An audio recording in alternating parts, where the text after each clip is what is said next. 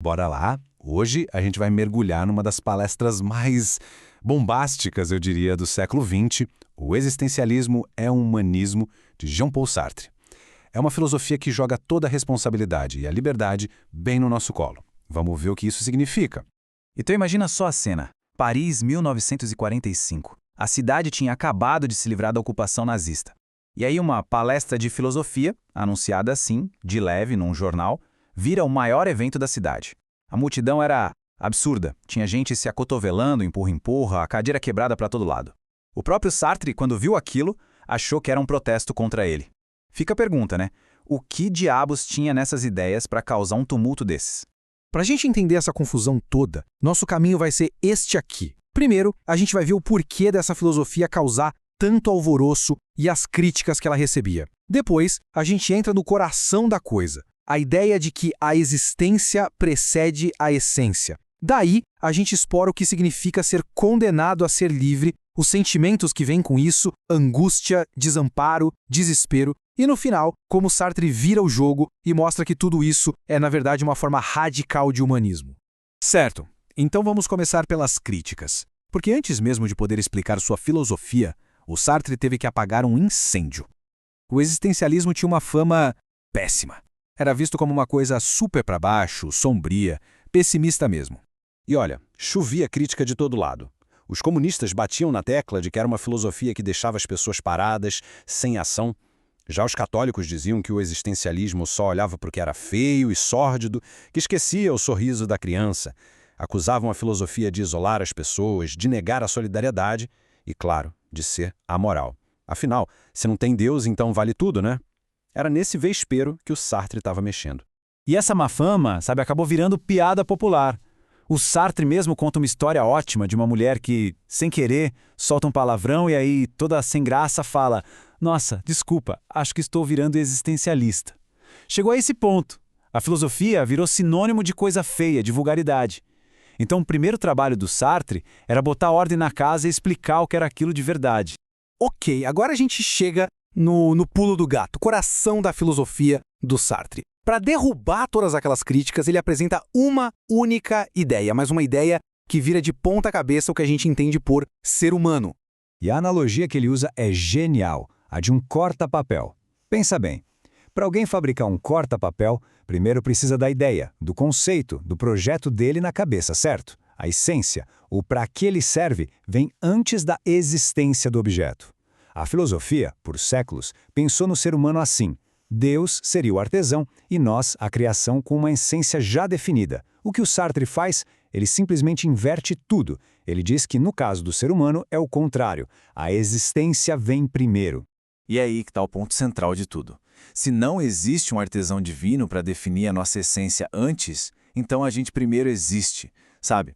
A gente simplesmente aparece no mundo. E só depois, através do que a gente faz, é que a gente se define. Ninguém nasce covarde ou herói. A gente se torna covarde ou herói. Nós somos, literalmente, a soma das nossas escolhas, dos nossos projetos. Beleza. Se a gente aceita essa ideia, quais são as consequências? Pois é, elas são gigantescas. Porque se não tem uma natureza definida, se não tem um manual, então, a gente é radicalmente livre. E essa liberdade toda, bem, ela tem um peso. O ponto de partida do Sartre é bem direto. Ele era ateu, então para ele a lógica era clara. Se Deus não existe, não tem quem tenha pensado numa natureza humana. Simplesmente não existe. Não tem um roteiro, um manual de instruções para ser gente. E o raciocínio dele é implacável. Olha só. Primeiro, Deus não existe. Segundo, se não tem Deus, não tem natureza humana nem valores prontos. Terceiro, se não tem nada disso, o ser humano é absolutamente livre. E o quarto passo, o mais pesado, se somos livres, somos responsáveis por absolutamente tudo. Não tem para onde correr, não tem desculpa. É isso que leva àquela frase famosíssima do Sartre. Mas por que condenado? Parece estranho, né? Condenado porque a gente não pediu para nascer, a gente foi jogado no mundo. Mas a partir do momento em que a gente está aqui, pronto, somos livres. E é uma condenação porque não dá para fugir disso. Não existe a opção de não escolher. Até não escolher já é uma escolha, e cada uma delas nos define.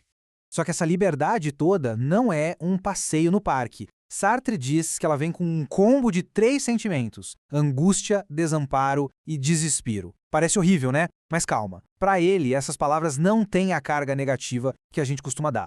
Elas são só a descrição da nossa condição. Vamos começar pela angústia. Para Sartre, angústia não é medo, é outra coisa. É aquele sentimento que bate quando a gente se dá conta de que, ao fazer uma escolha para a nossa vida, a gente não está escolhendo só para a gente. A gente está, de certa forma, criando um modelo do que um ser humano deveria ser. É como se a gente estivesse dizendo para o mundo: olha, é assim que se deve agir. É o peso dessa responsabilidade gigantesca. O exemplo que o Sartre usa é o de Abraão, da Bíblia. Pensa bem, mesmo que ele tenha ouvido uma voz mandando sacrificar o filho, como ele podia ter 100% de certeza de que era um anjo e não o diabo, ou que ele não estava delirando? No fim das contas, a decisão de interpretar aquilo como um sinal divino e agir foi dele, sozinho. Isso é a angústia. Depois vem o desamparo. Essa ideia vem lá do Dostoiévski. Se Deus não existe, tudo é permitido. Pro Sartre, isso significa que a gente está sozinho, sem desculpas. Não tem uma placa no céu com os 10 mandamentos morais para a gente seguir. Não tem regra pronta. Somos nós, aqui e agora, que temos que inventar os nossos valores a cada escolha.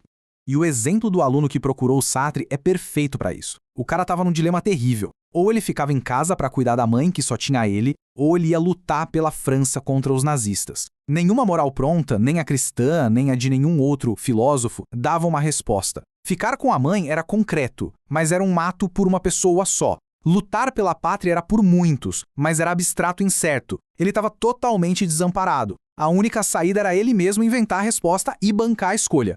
E por último, o desespero. Mas, de novo, não é o desespero de ficar chorando no canto. É o contrário. Significa entender que a gente só pode contar com aquilo que está no nosso controle. É agir sem ficar esperando que alguma força externa, que Deus, que o destino ou que outras pessoas resolvam as coisas pra gente. É focar na ação, naquilo que nós podemos fazer e aceitar que não há garantias de sucesso.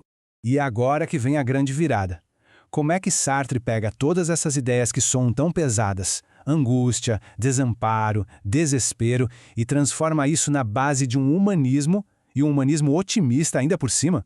A chave está em voltar para a ideia da angústia. Lembra? Cada ato nosso tem um peso universal.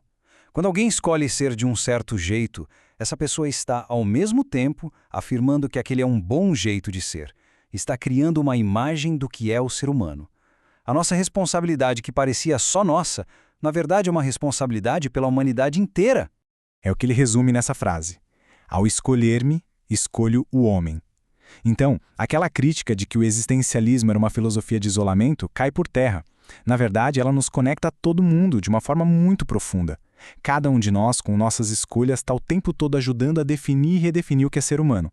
É uma baita solidariedade, né? Mas uma solidariedade que nasce da responsabilidade, não de uma regra. E é assim que Sartre joga a bola de volta pra gente. Ele não dá resposta nenhuma. Pelo contrário, ele nos deixa com a pergunta mais pesada e ao mesmo tempo mais libertadora de todas. Se não tem um roteiro pronto e se cada uma das nossas ações ajuda a esculpir o que significa ser gente, a pergunta que fica não é o que nós somos, mas sim quem cada um de nós escolhe ser.